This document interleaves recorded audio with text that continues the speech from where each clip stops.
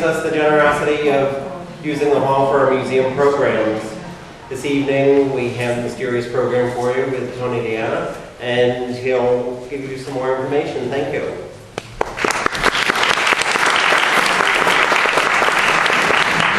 How are we doing tonight? Yeah. Awesome. Everyone had a fantastic Halloween, I hope? Yeah. Sandy actually allowed us to have Halloween. That was nice of her. Everyone okay fair during the storm? Yeah, I went down to Stafford. We got hit pretty good there, but we lost power for a day, so that was nice. So anyways, my name is Tony Diana. I'm from Stafford, Connecticut. I'm with a group called Insight Paranormal Agency. And with me tonight, I have a couple members with me to help me out. My lovely wife, Allison. She does all the historical checking for us, all the fact checking, anything we need historically, she'll check in on. And we also have Andrew Robel.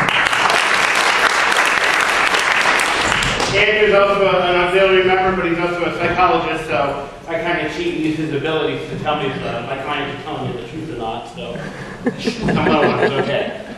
Anyways, the reason we're here tonight, obviously, is because Halloween was just around the corner, and tonight's a good night to explore the paranormal. So, with that, we'll start off. Little quick couple things about our group. Insight Paranormal was founded in 2007. It was actually me and my daughter. Right around Halloween time, we decided we'd do a little Halloween party, you know, maybe have a little fun with making fun of shows like Ghost Hunters and stuff like that. So we grabbed a digital recorder, went into the cemetery, just kind of played around. And when we came back, we actually found voices on the digital recorder. So we were kind of surprised at this, like, oh, maybe there is something this paranormal thing. And then, you know, kind of clicked together because when I was about 12 years old, I lost my grandmother. And a few days after she died, I was in my room reading, and I felt like a warm kiss on my cheek. It felt moist, it felt warm, then it went away. Never really been able to explain it.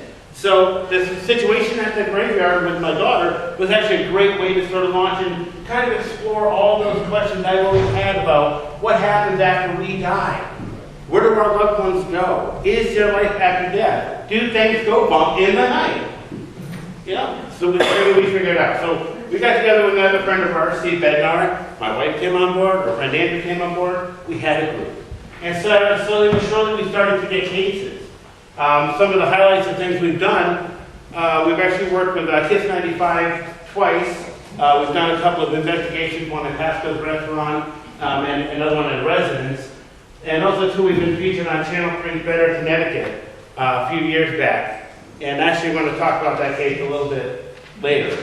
Now, one of the other things I want to try to explain to and impress upon what our group does is that we are not ghost hunters. We are actually fact finders, if you will, if that makes it easier. We go into a case, our first priority is to debunk every claim a client has. Because, for this very reason, we want to go into your house, or any house that has a ghost. We want to find the most real-world explanations first. So if you've got an animal crawling in your walls, you've got a lot of high-voltage wires going into your house and causing you to see things, we'd rather get that out of the way, because once we get the real-world explanations out of the way, and if something is still happening, guess what? It's paranormal. So that's why it's very important for us in our group to look at everything from a very practical, real-world view. One of the other things that we try to do at Insight Paranormal is educate people. That's why I call this little section Hollywood versus reality. Now, what Hollywood does is does a really good job of scaring us with horror movies, with TV shows. I love horror movies. The Exorcist, one of my favorite films. Now, thank you. Thank you very much. Now, the thing about horror movies, we all love a good scare. Hollywood's aware of this. But what they do, in a sense, is damage what I do. Because what I'm trying to do is help people who think they have a paranormal problem. But what happens at Hollywood, they release movies, Paranormal Activity, Ghost Hunters, The Haunting, that sort of thing. And people think ghosts are scary. That every ghost you meet will be demonic. That is just simply not the case. Most spirits that I've ever come across are benign. They're friendly. They just want to say, hey, I'm here. Take notice of me. Just like you would if you were lost in the crowd standing in the corner and everyone was doing their thing and ignoring you, what would you do?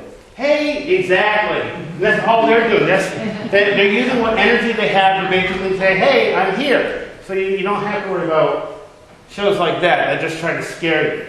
A lot of the shows and movies and stuff, that's their job. They're entertainment. They're meant to scare you. But, like I said, they also can do a lot of damage. Because how many people actually watch horror movies to get scared? Exactly. So anyway, so my main point is, do not think of ghosts as something scary, something that's going to come out, tap you on the back, take over your children, make you spit pea soup, and turn your walls orange, turn your cats against you, and it's just nonsense. It's just entertainment. Be entertained. Don't take it as a guideline for what could really happen.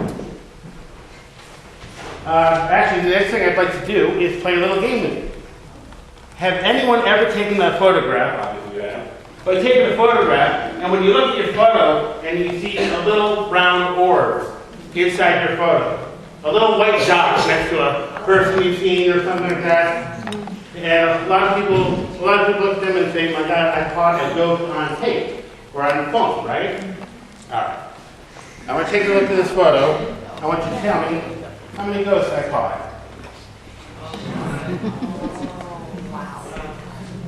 Incredible, isn't it? Except for one thing. It's dust. It's water. It's cat dander and it's ash. A lot of times what happens with these photos we take is that when the camera lens flashes, basically the camera, when it takes a picture, it flattens everything in the line of sight. So everything becomes a flattened 2D image. When the flash goes off, anything close enough to the camera lens will be lit up. So what you're seeing here is basically the light reflecting from whatever particle of dust. I think that one was a water atom. But the water is being bombarded by the light from the flash. It bounces back. It shows up as this.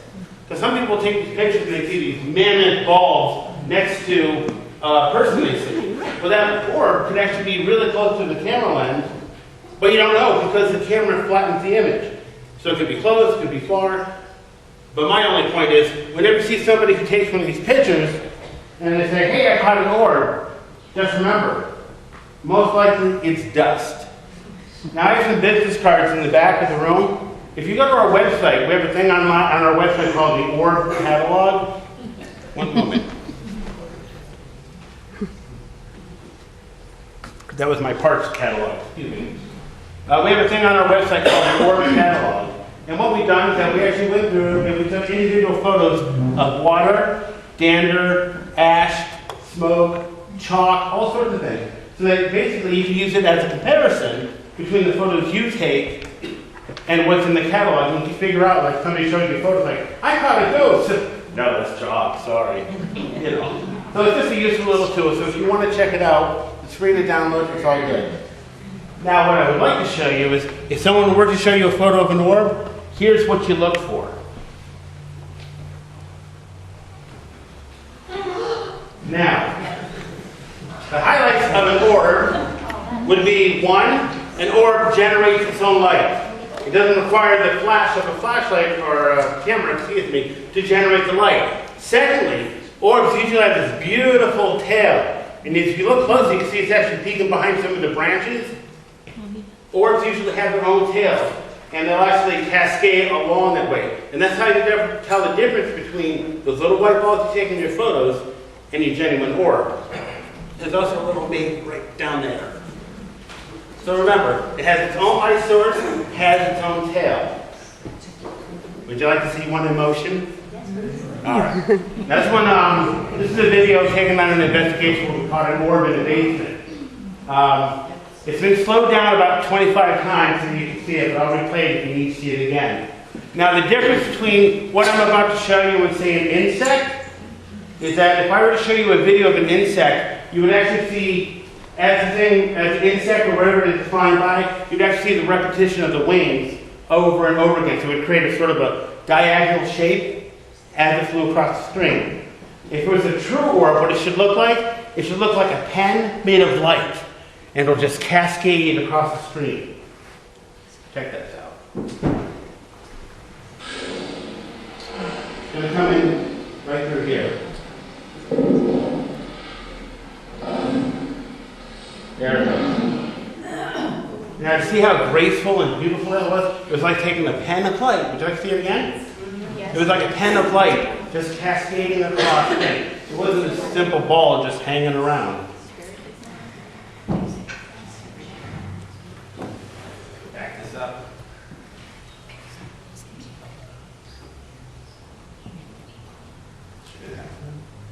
Now, here we go.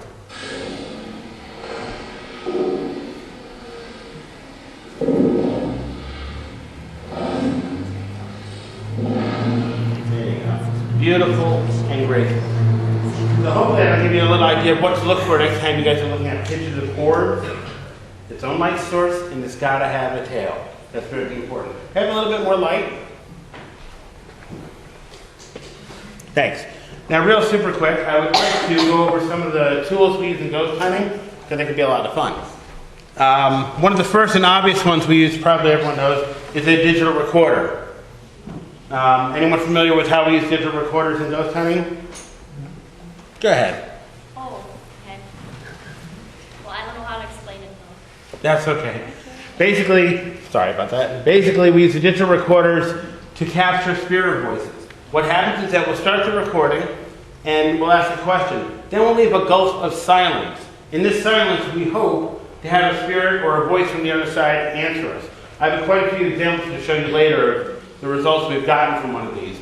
But the reason that it happens is that spirits or entities are no longer corporeal, meaning they don't have a body anymore. So basically, the theory goes is that they're just basically pure energy.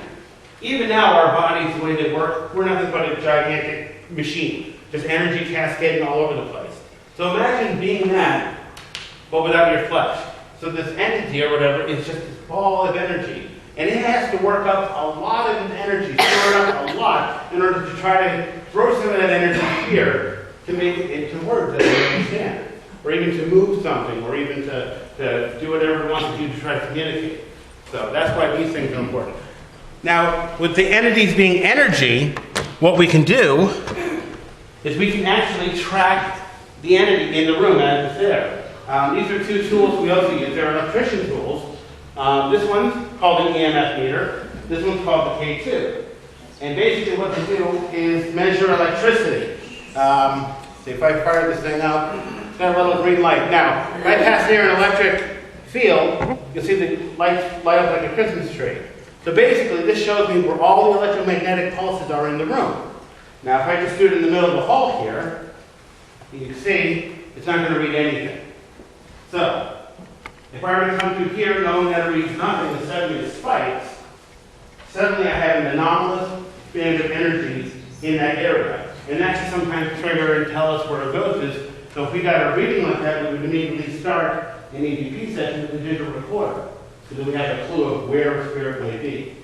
The EMF basically does the same thing but without all the pretty lights. So the EMF basically does the same thing, but without the lights. But these are also helpful. Because when we walk into a house and we're investigating, the first thing we want to do is take a sweep of the area. And if we find a place, if I move it really fast, it'll go off. Just to let you know too. But anyways, when we first walk into a home, we want to do a sweep with one of these so that we can find out where all the hot spots are in the house. So if we go near the old wiring, it goes off. The refrigerator, the TV, the telephone, all things will set it off. So when we're doing our investigation later, we can know where that hot zone, stay away. But also, they can help us. Good example. I told you about that segment we did with Channel 3. We were down in Colchester. And a woman was saying that she heard voices, people were watching us, she couldn't sleep, she was irritable, she felt like one of her dead relatives was watching her. So we went down there with my sister, our team and my sister's a psychic, and we checked out the whole place. And what was really interesting about it, the whole thing was, as we were doing the investigation, Steve, one of our other members, had the EMF, and I should probably explain real quick the setup. It's kind of like one of those one-room apartment deals. She had her bed here, there's a fish tank, and her shower, and a kitchen. That's pretty much it. So anyways, Steve was doing an EMF reading, and all of a sudden he went over to the fish tank, and I should tell you right now, baseline for any normal, absolute no silence is 0.1. And near any electronic equipment, you can get up to 15, 16, that's probably average for most electronics.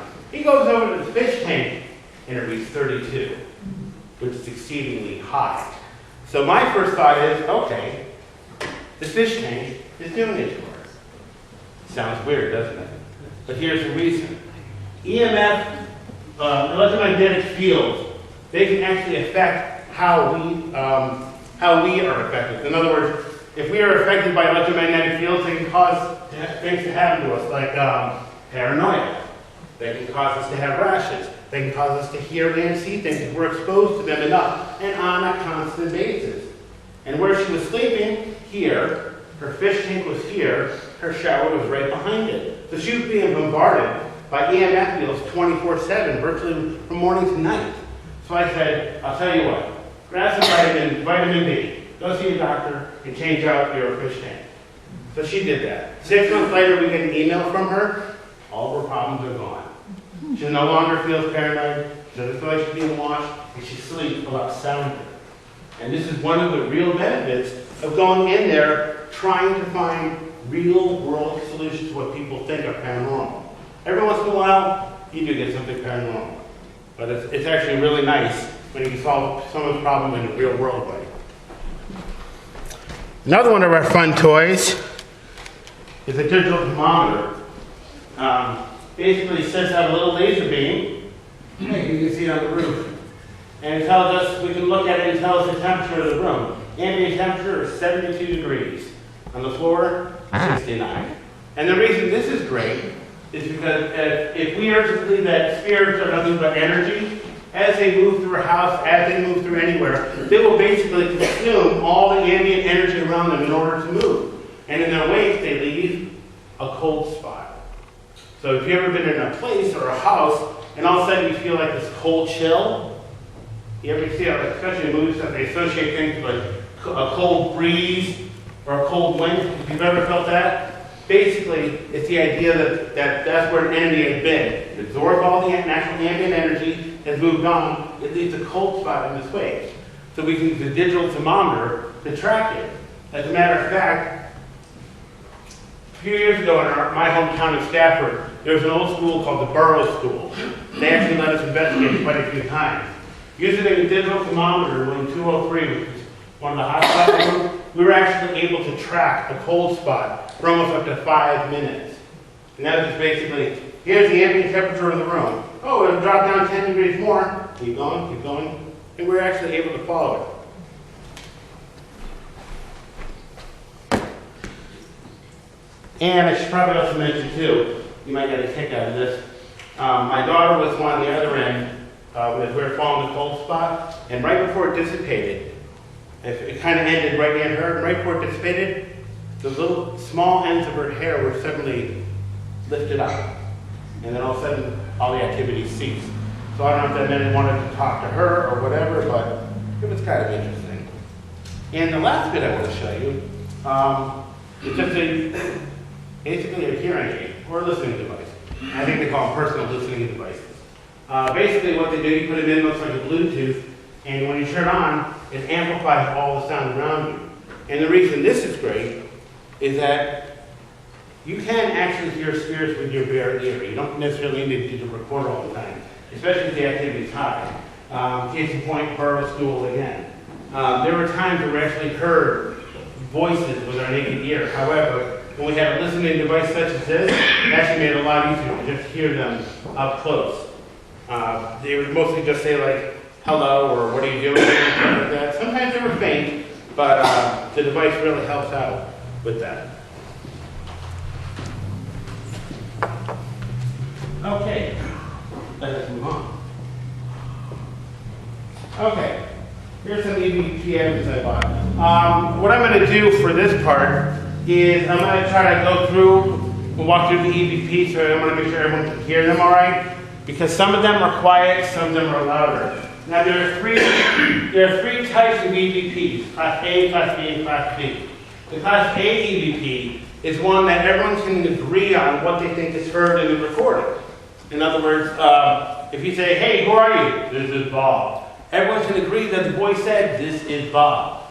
The Class B EVP is one where you do hear something, but there's some conjecture. It's like, did it say, help me? Did it say, marry me? I don't know. So there's some conjecture. The Class C is one that's, you know something there, but it's completely indistinguishable. It could be a different language, it could be just that weak, but it just helps us keep track of things. Now, most of these are from a house we've been spending 3 years at in Stafford. They have 3 ghosts in the house, an older man, a woman, and a young boy we call Parrot Boy, because he likes to mock or mimic us sometimes. And there may be a couple other entities in the room, in the house, but we're not sure if, to this day, we're still not sure if Parrot Boy is having fun with us by mimicking other voices, because he's actually mimicked our own voices back at us a couple of times. Anyways, this first one I want to show you is a definite Class A, what I call Class A EVP. Basically, it was set before we were starting the investigation. I was looking for a place to set the digital recorder. So I took out my digital recorder and I'm looking downstairs. I'm in the basement. This is an old working farm, mind you. And there's this whole shelf and nothing but old mason jars on it. So I'm like, oh, where should I put my EV? Where should I put my digital recorder? Maybe by the mason jars. And put it there. And then what you should hear is a very distinct yes, following my query.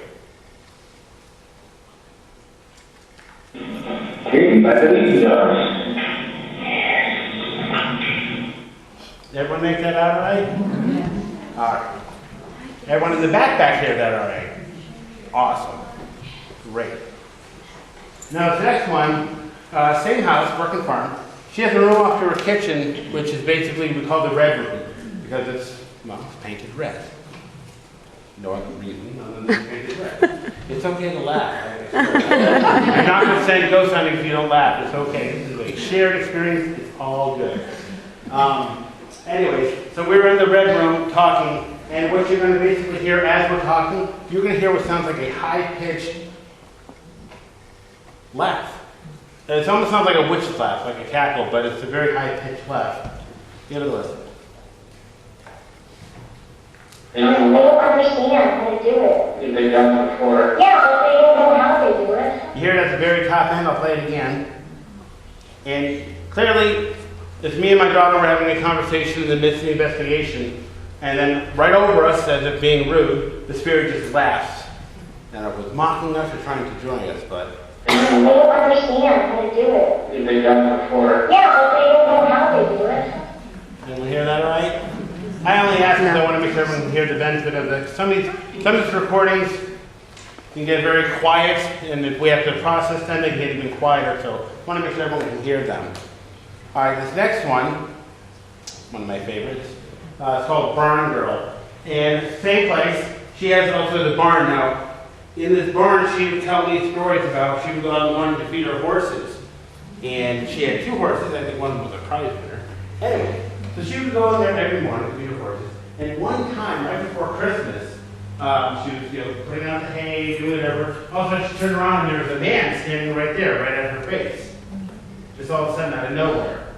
Scared to bejesus out of her, she dropped her Santa hat and ran back in the house. Then another time she was there, feeding the horses again, and she saw it looked like a boy running across the yard up the corner of her eye. She couldn't make head or tail of it. So that maybe it was what's the one we call Paranormal. Not sure. Anyway, so that night we went into the barn and didn't listen to the details. This is one of the ones we got. Now what you're going to hear,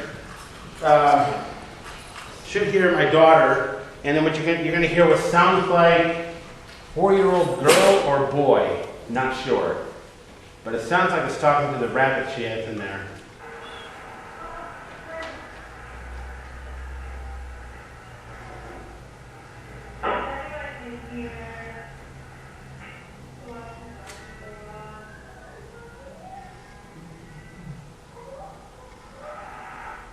Did you hear that higher end voice at the end? Let me play it again. Okay. Now she had a couple of rabbits in there, so we think the girl may have been talking, or a little boy, may have been talking to the rabbits in the barn. I'm not sure.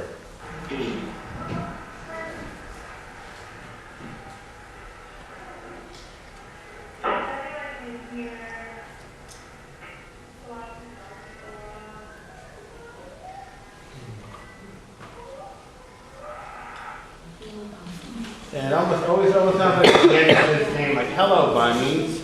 Hello, bunny, also. Hard to say. What's that? I heard hello, bunny, also cute. That's what I heard. You're That's hired. what I think. I got your t-shirt in the morning. I would love to. Okay, this next one's upstairs in the barn. She calls it her computer room. Again, it's a child. And it sounds like the child is singing. That's why it's called computer room DDD. Because if you listen, there are adults talking, but if you listen really carefully, it sounds like a child is going there going through going dee dee dee dee dee dee, just like humming along. But you give a listen and decide for yourself.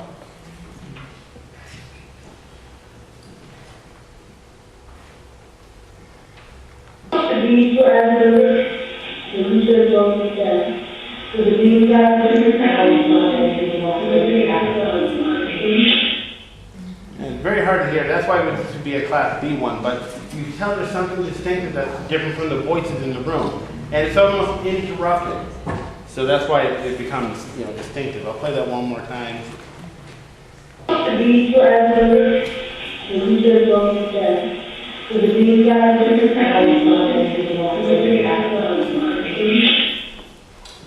So it's pretty unusual. All right, this next one's in the attic. Now this one's very, very quiet.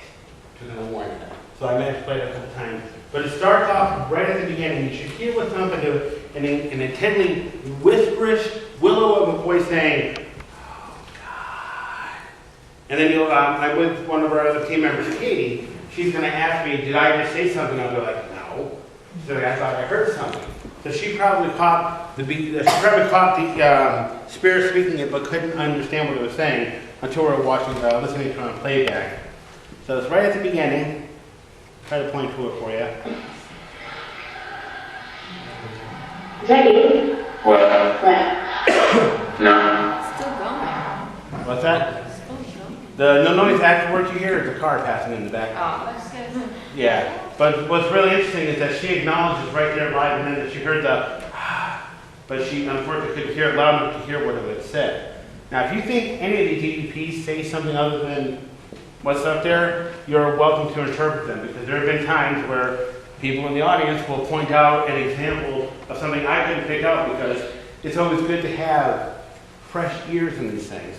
One of the things we do at Insight, which is different than most paranormal groups, is that we have what we call auxiliary members. This is basically people from the public who want to learn about ghost hunting and want to try it. They're welcome to come along with us on a case. Doesn't make them members, it makes them auxiliary members. So I think everyone should have a chance to experience ghost hunting at least once, so you can see what it's really like. While I'm here, has anybody here ever watched Ghost Adventures or Ghost Hunters? Show of hands, I put myself in the category. Okay, when you watch one of those shows, it almost, the way they edit it together, it almost seems like something's happening every 5 minutes, yes? Yep. Like they go around going, oh, something got, oh my God, something behind you. Did you get that? Oh my God, run! Yeah, it's always like every 5 seconds. But in the truth,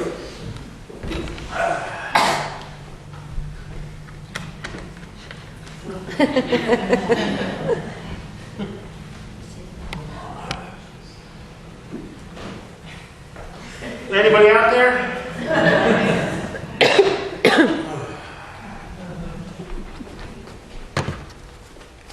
Please make the podium move. Let me get something to eat. It's very monotonous. It's very long and tedious. I mean, I enjoy it. But this is, again, one of my grievances with the show. That they make it seem like, if you go on a ghost hunting case, something's going to happen to you every second. You'll get a scratch or, oh my God. Not like that at all. It's very tedious. It's very arduous. It's a lot of work. It's a lot of sitting down. It's a lot of patience. So if you have patience, you're really curious, You want to know what it's like on the other side? Try ghost hunting. But if you're expecting Ghost Adventurers or, Grand Jason, it's not going to happen. So I just wanted to clarify that. But things do happen occasionally. Now, this next one is pretty neat, but you gotta listen.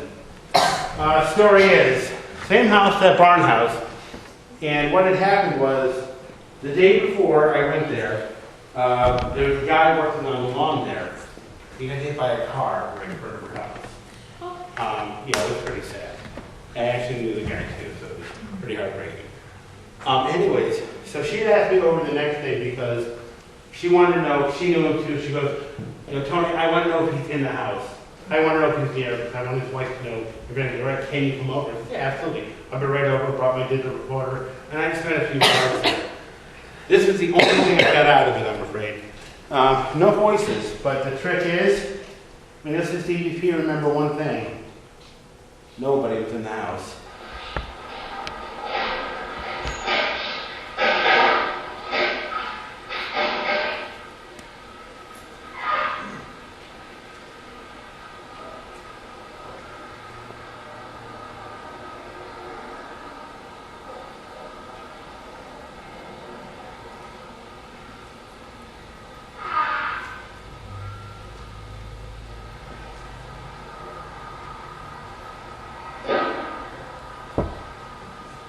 Was that you? Hmm? No one is in the house. No one's in the house. Digital recorder was left behind. That thing was me. No, Tony, I just hit the table by I accident. think you left something before you I left. just hit the table by Oh. accident. Give me a second.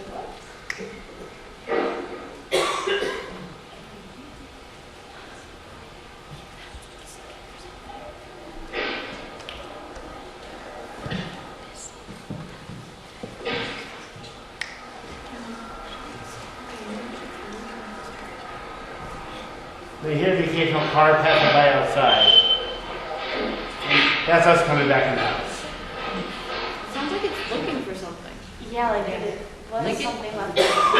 It was. Yeah, I mean, it could have been anything. I mean, it could have been looking for the homeowner because it knew him. It could have been the ghost that already resided in the house. But I just find it odd that the one time we leave the digital recorder in the house, all this activity flares up. And right after the day, a good friend died. I don't know, maybe he was looking for something, maybe he's trying to find something in the house. I have a question. Only one out of them, you made a reference, they actually heard it real time. Are the rest of them something you heard after? All these, yes, that's a good question. All the ones here, except for the one that my partner heard over here, all the other ones were caught after the fact, after we made the session.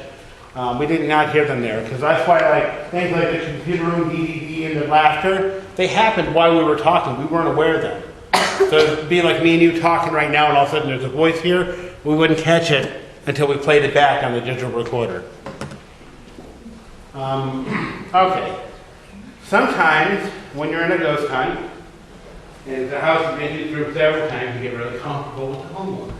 That happens. It's all right. Actually, the more energy you have in the room, the better your odds of getting an EVP. So anyways, we're at the person's house, we're again in the bedroom. And we're sitting around, it's probably about 12, 1 o'clock in the morning. We get a little tired, a little bored, So we're sitting there, we're talking about cars. Everyone's dream car, just because. Now, what's really cool about this, everyone's talking about their dream car. Everyone's having this, muscle talk, whatever you want to call it. All of a sudden, out of the middle of nowhere, you're going to hear Herod Boy do his impersonation of a motor car. You know that sound you make when you imitate what a car sounds like? I'll let you guys see if you can pick it out. It is.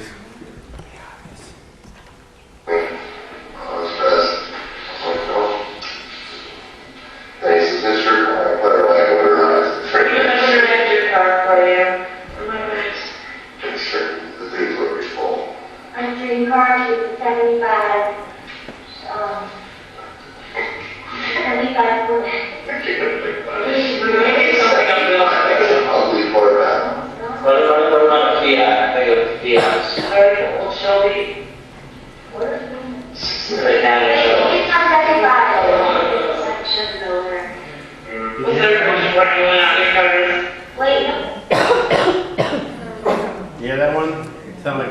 revving up again.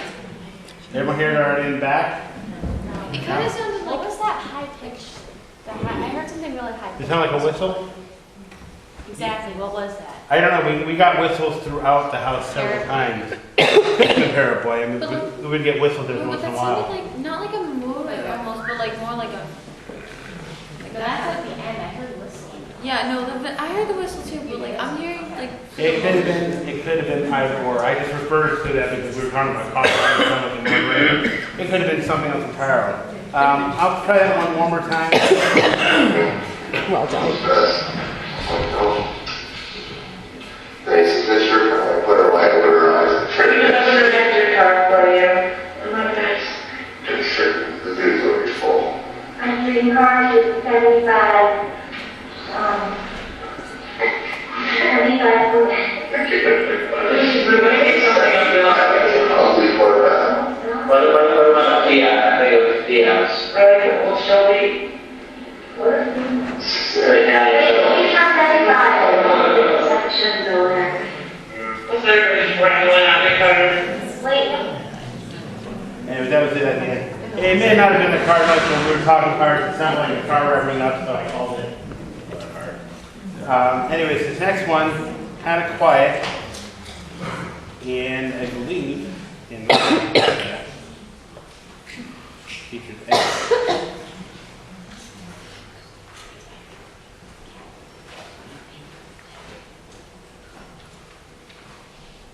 Or not. It's not playing? All right, spirits, get out of my computer. All right, it's not cooperating, and I'm not going to fuss with it. But it was all right. It was a Class C anyways. You wouldn't have liked it. All right. So anyways, those are a few examples of various EVPs that we have caught over the years. Now, pardon me. One other thing I want to share with you too before I move on is since I've been doing this since 2007. And do you know how many times I've actually seen a ghost? No, how many? Once. And all that time, I've only ever actually seen an entity once. Okay? We've had well over 40 cases, and all that time, I've only seen an actual entity once. This is how rare a phenomenon it is. This is how important it is when somebody actually does see an entity. Because it is rare. It's more common to get EVPs. I can show you trailer loads and trailer loads of EVPs we've gotten. Video phenomenon, photographs, rare. But to actually see one is a gift, for lack of a better word. And let me tell you, how many people think I got the bejesus scared out of me? No. It was one of the most serene experiences I've ever had. It was like the best day on earth, because when you lock eyes with it, it's not a scary moment. It's like, boom. Oh, hey, how you doing? Oh, hey, there you are. Is there anything threatening about that? Other than I moved really fast, which I'm sorry about. But other than that, it's that simple idea of making eye contact. It becomes very serene, just like you're seeing another person. So don't let Hollywood make you think that if you see a ghost in your bathroom, you are going to fall off the top. Not going to happen. I think it's not going to happen. It is so calming. It's so serene. That's the only word I can use to think about it. So when you find yourself in a haunted house, or somebody else, friends, they have a haunted house, and you think you're going to see a ghost, great, bring it. Because 9 times out of 10, now we go 99.99999999999% benign, friendly, just want to say hi. Okay, on to some awesome video evidence. Sorry, I thought it was awesome, my bad. Anyways, this first bit is also from the barn. We've been there for 3 years, so I've amassed a lot of evidence. We have a camera right outside her barn, and it's aiming at her truck. And what you're going to see here first is the camera stationary. And keep your eye on the truck, that'll be your visual reference. The camera's going to move down.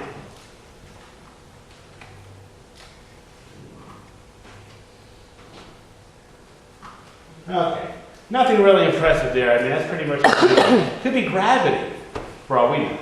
So, on to slide 2. Same thing. Keep an eye on the truck.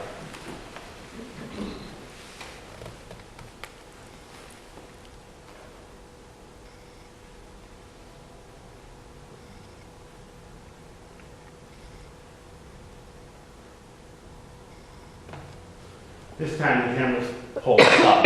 This gravity doesn't really work like that. What's really interesting to know about that is, remember I told you that we believe spirits are electrical or electromagnetic in nature? If you watch closely, maybe we're showing the right video, seconds before the camera jokes, if you look carefully, the image will actually shutter as if it has some kind of interference going on. Watch carefully. That's it. You look for like almost like an electronic TV signal disruption. There. And then the camera moves. That's the other thing that kind of sold me on this video as being somewhat legitimate. And then later on that night, this is going to happen kind of subtly and fast. But same camera, nighttime, that's the reflection of the truck. The infrared camera bouncing off the reflection of the truck. Now just keep watching this white area with the corner of the barn. Hey, that was cool. Can we get the lights down a little bit? Thanks. It happens really fast.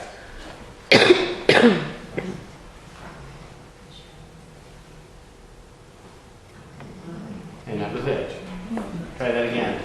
Now, if you didn't see it, what happens is, it almost looks like the camera turns on and off real quick. What was happening is that there's some kind of shadow passing in front of the camera that quickly. I just did it. Did it just do it? Yeah. Okay. So, that could be evidence of what they call a shadow person, but something, some solid or quasi-solid form, blocked the camera for that moment.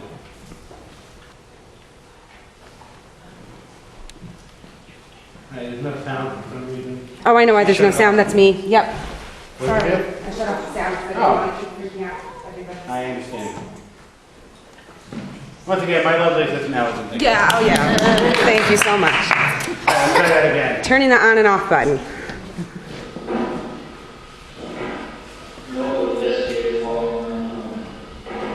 Watch this back.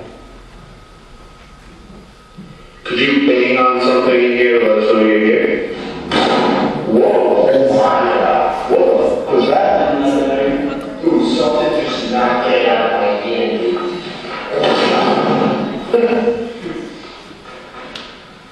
Oh my God.